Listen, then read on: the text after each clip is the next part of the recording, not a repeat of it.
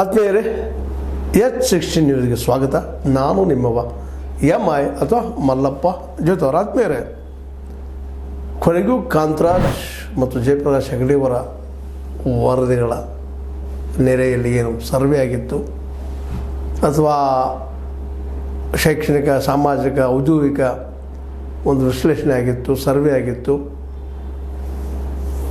ಅದೇ ಒಂದು ರೀತಿ ಜಾತಿಯ ಸಮೀಕ್ಷೆಯಾಗಿ ಅದನ್ನು ವಿರೋಧಿಸ್ತಾ ಇದ್ದರು ಲಿಂಗಾಯತ್ ಮತ್ತು ಒಕ್ಕಲಿಗ ಸಮುದಾಯದವರು ಜನ. ಅದಕ್ಕೆ ಉತ್ತರ ಅನ್ನುವಂಗೆ ಇವತ್ತು ಯಾವ ಕಾರಣಕ್ಕೆ ನಾವು ಹಿಂದುಳಿದವರು ಅಂತ ಮಾಡಿದ್ದೀವಿ ಅನ್ನುವಂಥ ಒಂದು ವರ್ಗೀಕರಣವನ್ನು ಸಚಿವರ ಕೈಯಲ್ಲಿ ಬಿಡುಗಡೆ ಮಾಡಿದ್ದಾರೆ. ಅದು ಪತ್ರಿಕೆಗಳಿಗೂ ಲಭ್ಯ ಆಗ್ಯದ. ಮತ್ತು ಬೇರೆ ಈ ಅಂಕಗಳು 200 ಅಂಕ ಇಟ್ಟಿದ್ದಾರೆ. ಅದರಲ್ಲಿ ಯಾರು ಮ್ಯಾಕ್ಸಿಮಮ್ ತೊಗೊಳ್ತಾರೆ, ಅತಿ ಹಿಂದುಳಿದವರು, ಕಡಿಮೆ ತೊಗೊಳ್ಳೋದವರು, ಮುಂದುವರಿದವರು ಅಂತ ಸಾಮಾನ್ಯವಾಗಿ ಒಂದು ಕ್ಲಾಸಿಫಿಕೇಷನ್ ಮಾಡಿದ್ದಾರೆ. ಮತ್ತು ಅವರಲ್ಲಿ 18 ಗುಣಲಕ್ಷಣಗಳನ್ನ ಪಟ್ಟಿ ಮಾಡಿದ್ದಾರೆ. ಅವರು ಆ ಎಲ್ಲ ಪಟ್ಟಿಗಳ ವಿವರಣೆ ಕೊಟ್ಟಿದ್ದಾರೆ. ಹೀಗಾಗಿ ಇದು ಅನ್ಸೈಂಟಿಫಿಕ್, ಅವೈಜ್ಞಾನಿಕ, ಎಲ್ಲರಿಗೂ ಭೇಟಿಯಾಗಿಲ್ಲ ಅನ್ನುವಂಥ ವಾದ ನಿಧಾನಕ್ಕೆ ಖುಷಿ ಆಗೋ ಸಾಧ್ಯತೆಗಳೆಲ್ಲ ಹೆಚ್ಚಾಗಿದ್ದಾವೆ, ಆಗ್ತಾವೆ ಅನ್ನೋದು ಎರಡು ಮಾತಿಲ್ಲ. ಅದರಲ್ಲೂ ಪ್ರಮುಖವಾಗಿ ಒಟ್ಟು ಜಾತಿ ಕುಟುಂಬ ಎಷ್ಟಾದ್ರೆ ಒಂದು ಜಾತಿ ಒಳಗೆ ಜಾತಿಯವರ ಜನಸಂಖ್ಯೆಯಲ್ಲಿ ಪುರುಷರು ಎಷ್ಟಿದ್ದಾರೆ, ಹೆಣ್ಣುಮಕ್ಕಳು ಎಷ್ಟಿದ್ದಾರೆ, ಲೈಂಗಿಕ ಅಲ್ಪಸಂಖ್ಯಾತರು ಎಷ್ಟಿದ್ದಾರೆ, ಎಷ್ಟು ಮಂದಿ ಯಾವ ಭಾಷೆ ಮಾತಾಡುತ್ತಾರೆ, ಆಧಾರ್, ಮತದಾರ ಗುರುತಿನ ಚೀಟಿ, ಬ್ಯಾಂಕ್ ಖಾತೆ ಹೊಂದಿದವರೆಷ್ಟು, ಮದುವೆಯಾದವರೆಷ್ಟು, ವಿಧವೆಯರೆಷ್ಟು, ವಿದುರರು ಎಷ್ಟು, ಶಿಕ್ಷಣ ಪಡೆದವರೆಷ್ಟು, ಸಾಕ್ಷರತಾ ಮಟ್ಟ ಏನು, ಉದ್ಯೋಗಿಗಳು ನಿರುದ್ಯೋಗಿಗಳು ಎಷ್ಟು, ಸಾಂಪ್ರದಾಯಿಕ ವೃತ್ತಿ ಮಾಡುವವರು ಎಷ್ಟು, ಭೂಮಿ ಹೊಂದಿದವರು ಎಷ್ಟು, ಸಾಮಾಜಿಕ ಕಲ್ಯಾಣ ಯೋಜನೆಗಳ ಸೌಲಭ್ಯ ಪಡೆದವರೆಷ್ಟು, ವಸತಿ ರಹಿತರೆಷ್ಟು, ವಸತಿ ಇದ್ದರೆ ಎಂಥ ಮನೆ, ಅಡುಗೆ ವಿಧಾನ ಹೀಗೆ, ಅಡುಗೆ ವಿಧಾನ ಏನು, ಹೀಗೆ 18 ಕ್ಲಾಸಿಫಿಕೇಷನ್ ಮಾಡಿ ಎಲ್ಲ ಎನ್ಕ್ವೈರಿ ಮಾಡಿದ್ದಾರೆ. ಅವರ ಪ್ರಕಾರ, ಈ ಸರ್ವೆ ಪ್ರಕಾರ ಜನಸಂಖ್ಯೆ ಉಪ್ಪಾರರು 8,50,52, ಬೆಸ್ತರು 14,33,309, ಕುರುಬರು 43,72,847, ಅಗಸ 6,33,894, ಕುಂಬಾರ 4,83,724, ಸವಿತಾ ನಾಯಿಂದ ಅಥವಾ ನಾವಿ 4,52,340, ಯಾದವ ಗೊಲ್ಲ 10,31,014, ಮರಾಠ 14,76,894, ತೆಗಳ 6,06,484, ಗಾಣಿಗ 7,08,613, ಈಡಿಗ 14,12,493, ದೇವಾಡಿಗ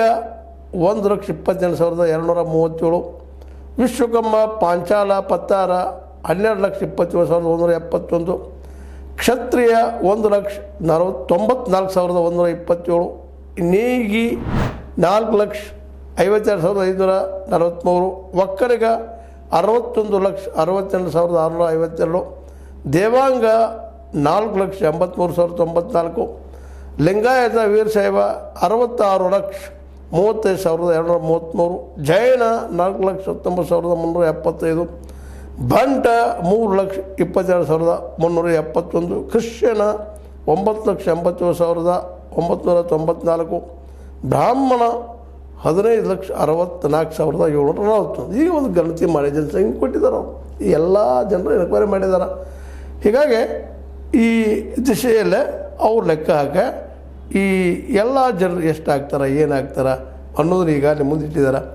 5,98,14,942 2015 ಸಮೀಕ್ಷೆ. ರಾಜ್ಯದ ಈ ಜನಸಂಖ್ಯೆ ಎಷ್ಟಿದ್ದಾರೆ ಅಂತ ಇವರು ಹೇಳ್ತಾರೆ.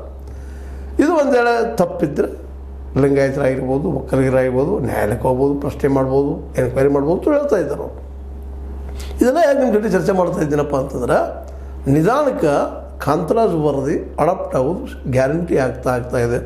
ಮತ್ತು ಕ್ಲಾಸಿಫಿಕೇಷನ್ ಮಾಡಿದ್ದು ಈ ಪ್ರವರ್ಗ 1 ಆಗಲಿ 1B ಆಗಲಿ 2 ಆಗಲಿ 2B ಆಗಲಿ 3 ಆಗಲಿ 3B ಆಗಲಿ 3A 3B ಆಗಲಿ ಇವುಗಳನ್ನ ಒಂದು ಅಂಕ ಮಾಡಿದ್ದಾರೆ. 200ಕ್ಕೆ ಯಾರು ಹೆಸರು ತೊಗೊಳ್ತಾರೆ. ಪ್ರವರ್ಗ 1A ಸಾಮಾಜಿಕ ಶೈಕ್ಷಣಿಕ ಜೀವನೋಪಾಯ ಮಾನದಂಡಗಳಲ್ಲಿ ಒಟ್ಟು 200 ಅಂಕಗಳಲ್ಲಿ 125 ಮತ್ತು ಅದಕ್ಕಿಂತ ಹೆಚ್ಚು ಅಂಕ ಪಡೆದ ಜಾತಿಗಳು ಅಲೆಮಾರಿ ಅಲೆಮಾರಿಗಳು ಇದರಲ್ಲಿದ್ದಾರೆ. 200ಕ್ಕೆ 125 ಹೆಸರು ತೊಗೊಂಡವರು 120 ಹೆಸರು ತೊಗೊಂಡು ಇಲ್ಲಿ ಬರ್ತಾರೆ 1Aದಾಗ. ಇನ್ನು ಪ್ರವರ್ಗ Bದೊಳಗೆ 90ರಿಂದ 124 ಅಂಕಗಳು ಯಾರು ಪಡಿತಾರೆ ಅವರು ಬರ್ತಾಯಿದ್ದಾರೆ.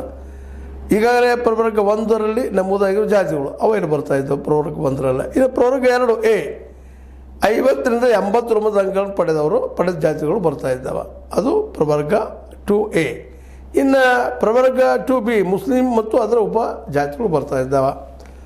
ಮುಂದೆ ಅದೇ ಕಾಲಕ್ಕೆ ಪ್ರವರ್ಗ 3A ಇದರಲ್ಲೇ 20ರಿಂದ 49 ಅಂಕ ಪಡೆದಂಥ ಜಾತಿಗಳು ಬರ್ತಾಯಿದ್ದಾವೆ. ಈಗಾಗಲೇ ಪ್ರವರ್ಗ 3Aಯಲ್ಲಿ ನಮೂದಾಗಿರೋ ಜಾತಿಗಳು ಪ್ರಕಟ ಮಾಡಿದ್ದರಿಂದ. ಇನ್ನು ಪ್ರವರ್ಗ 3Bದಲ್ಲೇ 20ರಿಂದ 49 ಅಂಕಗಳನ್ನು ಪಡೆದ ಜಾತಿಗಳು ಬರ್ತಾವೆ. ಈ ರೀತಿಯಾಗಿ ಡಿವೈಡ್ ಮಾಡಿ ಈ ಜನಸಂಖ್ಯೆ ಇಷ್ಟದ ನಾವು ಇಷ್ಟು ಕೊಟ್ಟಿದ್ದೀವಿ ಅನ್ನುವಂಥ ಒಂದು ಪಟ್ಟಿನ ಬಿಡುಗಡೆ ಮಾಡಿದರೆ ಎಲ್ಲ ಸಚಿವರುಗಳು ಇದ್ದಾವೆ. ಇವೆಲ್ಲ ನೋಡಿದಾಗ ಸಹಜವಾಗಿ ಇಲ್ಲೇ ಅವೈಜ್ಞಾನಿಕವಾಗ್ಯದಪ್ಪ, ಇದು ಏನೋ ಇದು ಸರಿಯಾಗಿ ಆಗಿಲ್ಲ ಸರ್ವೆ ಅಂತ ನಮಗೆ ಹೇಳಲಿಕ್ಕೆ ಆಗ್ತದನ ಅನ್ನೋ ದೊಡ್ಡ ಪ್ರಶ್ನೆ. ಇನ್ನು ವೀರಶೈವ ಮತ್ತು ಅದೇ ಕಾಲಕ್ಕೆ ನಮ್ಮ ಲಿಂಗಾಯತ ಸಮುದಾಯವರಾಗಿರ್ಬೋದು, ಅದೇ ಕಾಲ ನಮ್ಮ ಒಕ್ಕಲಿಗರಾಗಿರ್ಬೋದು ಇದನ್ನು ಪ್ರಶ್ನೆ ಮಾಡ್ಬೋದು, ಇದರಲ್ಲಿ ಏನು ದೋಷಗಳಿದ್ರೆ ಕೇಳ್ಬೋದು ಅಂತೇಳಿ. ಮತ್ತು ಅವ್ರು ಪಟ್ಟಿ ಮಾಡಿದ 18 ಲಕ್ಷಣಗಳು ನಾವು ನೋಡಬೇಕಾಗ್ಯದ. ಅವೆಲ್ಲ ಗಮನಿಸಿದಾಗ ಸಹಜವಾಗಿ ಅದೊಂದು ಅಧಿಕೃತ ಮತ್ತು ಮ್ಯಾಕ್ಸಿಮಮ್ ವೈಜ್ಞಾನಿಕ ಅದಪ್ಪ ಅಂತ ಹೇಳಬೇಕಾಗ್ಯದ. ಇನ್ನು ಮುಂದಿನ ಜನಕ್ಕೆ ಬಿಟ್ಟಂಥದ್ದು ಮತ್ತು ಇದನ್ನು ಮತ್ತು ಈಗಾಗಲೇ ಸಿದ್ದರಾಮಯ್ಯನವರು ಇದನ್ನು ಫಿಕ್ಸ್ ಮಾಡ್ಕೊಂಡಿದ್ದಾರೆ. ಮತ್ತು ಈಗಾಗಲೇ ಅವ್ರಿಗೆ ಕನ್ಫರ್ಮ್ ಆಗ್ಯದ. ಯಾಕಂದರೆ 85% ಜನ SC ST ಅಂದರೆ ದಲಿತರು ಮತ್ತು ಆದಿವಾಸಿಗಳು, ಜೊತೆಗೆ OBC ಅಂದರೆ ಹೇಳಿದ ಇವೆಲ್ಲ ಪಟ್ಟಿಗಳು ಹಿಂದುಳಿದ ವರ್ಗದವರು, ನಂತರ ನಿಮಗೆ ಹೇಳುವಂಗೆ ಮೈನಾರಿಟೀಸ್ ಅಲ್ಪಸಂಖ್ಯಾತರು, ಇವ್ರು ಕೂಡಿದರೆ 85% ಆಗ್ತದೆ. ಅಂದಾಗ ಸಿದ್ದರಾಮಯ್ಯನವರು ಇದನ್ನು ಎಸ್ಟಾಬ್ಲಿಷ್ ಮಾಡೋದು ಬಿಡ್ತಾರ ಅಥವಾ ರಾಹುಲ್ ಗಾಂಧಿಯವರು ಇದನ್ನು ಎಸ್ಟಾಬ್ಲಿಷ್ ಮಾಡೋದು ಬಿಡ್ತಾರೆ. ಯಾಕಂದರೆ ಎಲ್ಲರಿಗೂ ನ್ಯಾಯ ಸಿಗಬೇಕಾಗ್ಯದ. ಒಂದು ಅವ್ರ ರಾಜಕೀಯ ಲಾಭ ಅದ, ಎರಡನೇದು ಎಲ್ಲರಿಗೂ ನ್ಯಾಯ ಸಿಗಬೇಕಾಗ್ಯದ. ಯಾರೆಷ್ಟು ಪ್ರಮಾಣದಲ್ಲಿದ್ದಾರೆ ಅವ್ರಿಗೆ ಸಿಗಲಿ ಅನ್ನೋದು ಸಾಮಾನ್ಯವಾಗಿ ಎಲ್ಲರ ಬಯಕೆ ಆಗ್ಯದ. ಈವನ್ ಕಾನ್ಸಿರಾಮದ್ದು ಇದಾಗಿತ್ತು, ಕಾನ್ಸಿರಾಮದ್ದು ನಿಮಗೆ ಗೊತ್ತದ, ಮತ್ತು ಅಂಬೇಡ್ಕರ್ ಅವ್ರ ವಿಚಾರದಲ್ಲಿ ಇದಾಗಿತ್ತು. ಆದರೆ ಅವ್ರು ಬಯಸಿದ್ದು ಅಸ್ಪೃಶ್ಯರಿಗೆ ಮಾತ್ರ ಅಂತಿತ್ತು. ಅದರ ಕಾಲಾಂತರದಲ್ಲಿ ನಾವು ನಮ್ಗೆ ಹೆಂಗೆ ಬೇಕು ಹಂಗಾನು ಅನುಕೂಲಿಸಿದ್ದು ಒಂದು ವ್ಯಾಖ್ಯಾನ ಮಾಡಿ ಇವತ್ತು ಹಂತಕ್ಕೆ ತಂದಿದ್ವಿ. ಹಿಂದುಳಿದವರ ಪಟ್ಟಿಯನ್ನು 18 ಲಕ್ಷಗಳೊಂದಿಗೆ ಮಾಡಿದ್ದಾರೆ. ಇವು ಈ ರೀತಿ ಇದ್ದಾವೆ. ನಿಮಗಿದು ಈ ನಮ್ಮ ಕಾಂತರಾಜ್ ವರದಿಯ ಒಂದು ಒಳ ಹೂರಣ. ಇದು ನಿಮಗೆ ಇಷ್ಟ ಆದರೂ ಆಯಿತು, ಇಷ್ಟ ಆಗದೇ ಇದ್ದರೂ ಅದು ಎಸ್ಟಾಬ್ಲಿಷ್ ಆಗೋದು, ಹೊರಗೆ ಬರೋದು ಗ್ಯಾರಂಟಿ ಆಗಲಿಕ್ಕತ್ತದ. ಸಿದ್ದರಾಮಯ್ಯನವರು ಇದನ್ನು ಅಡಾಪ್ಟ್ ಮಾಡೋದ್ರಲ್ಲೇ ಯಾವ ಸಂಶಯನೂ ಇಲ್ಲ ಅಂಥೇಳಿ ಭಾಳಷ್ಟು ಜನ ಮಾತಾಡ್ತಿದ್ದಾರೆ. ಇದು ಹಿಂದುಳುವಿಕೆಯ ಹಿಂದಿದ್ದಕ್ಕೆ ಕಾರಣಗಳೇನು ಅಂತೂ ಎಲ್ಲ ಬಿಡುಗಡೆ ಮಾಡಿದಂಥ ಲಿಸ್ಟ್ ಅದ. ಯಾರು ಎಷ್ಟೆಷ್ಟು ಕಲಿತಾರ, ಯಾರು ಎಷ್ಟು ಟೆಕ್ನಿಕ್ ಮುಂದೆ ಹೋಗಿದ್ದಾರೆ, ಉದ್ಯೋಗಗಳು ಎಷ್ಟು ಅದಾವ, ಎಲ್ಲ ಲಿಸ್ಟ್ ನಿಮಗೆ ಸಿಗ್ತದೆ ಇಂಥ ದಿನಗಳಲ್ಲೇ. ಇದು ಆದಷ್ಟು ಹೆಚ್ಚಿಗೆ ವೈಜ್ಞಾನಿಕವಾಗಿದೆ ಅಂತೇಳಿ ಸಾಮಾನ್ಯವಾದ ನಂಬಿಕೆ. ನೀವೇನಂತೀರಿ?